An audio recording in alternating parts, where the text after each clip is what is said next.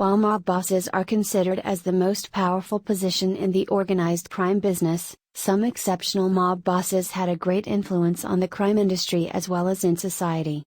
Welcome to Top Picks, and today we are looking at those mob bosses who changed the crime industry as well as our society with their influence. Number 1.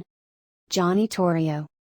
Born in 1882, in Italy, Johnny Torrio helped build the Chicago outfit in the 1920s. He was the one who came up with the idea of the National Crime Syndicate in the 1930s. He was mostly known as the Fox for his cunning and finesse.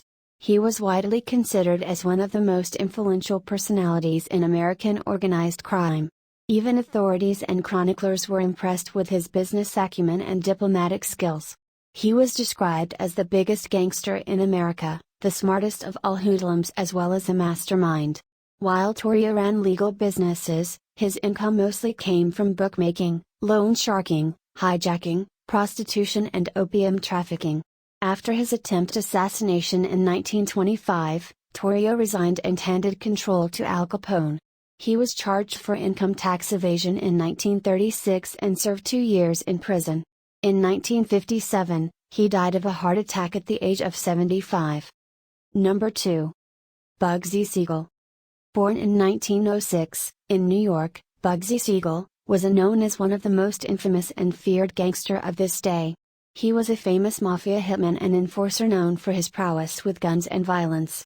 Later, he eventually started managing his own rackets. He got involved in bootlegging and gambling, which led him to the co-foundation of Murder Incorporated, with associate Meyer Lansky.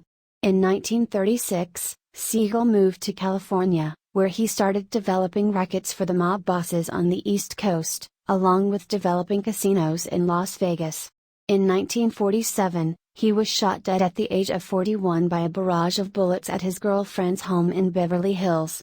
Although the crime remains officially unsolved, theory has it that Lansky and other side bosses were furious, as they suspected Siegel of pocketing some of the mob money intended for construction costs, to fund his lavish lifestyle, and they ordered a hit job on him. Number 3. Lucky Luciano. Born in Sicily, in 1897, and raised in New York, Lucky Luciano, head of the Luciano crime family, played a major role in creating the National Crime Syndicate. He is considered as the father of modern organized crime in America, thanks to his establishment of the American Mafia Commission in 1931, consisting of the bosses of the 5 families of New York City as well as bosses of the Chicago outfit and the Buffalo crime family. Along with his associate Meyer Lansky, Luciano even instituted a board of directors to oversee all Mafia activities in the U.S. and serve to mediate conflicts between families. Luciano became the most powerful mob boss during that decade.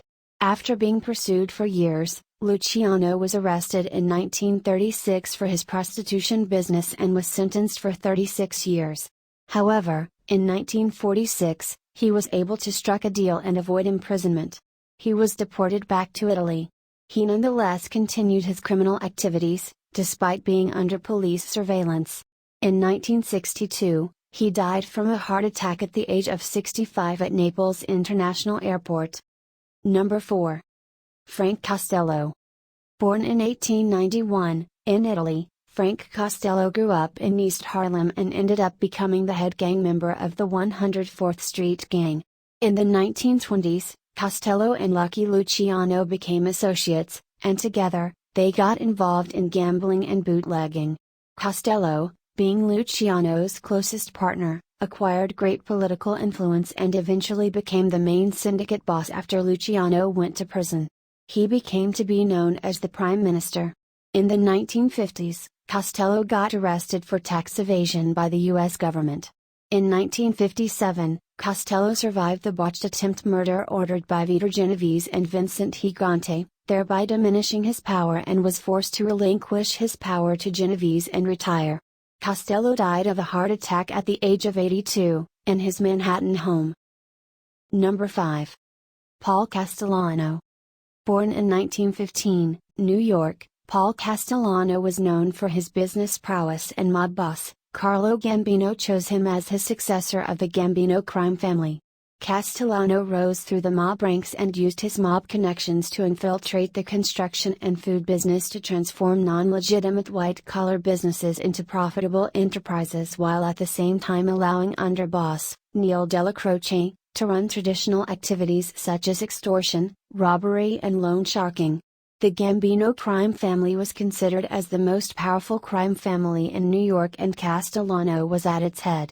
He ran operations from his lavish mansion in Staten Island and rarely ventured outside the mansion. John Gotti, member of the Gambino crime family, was dissatisfied with Castellano's leadership, accusing him of being too isolated and greedy.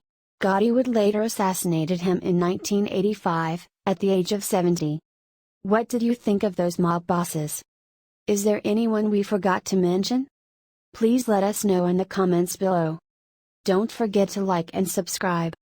Thanks for watching.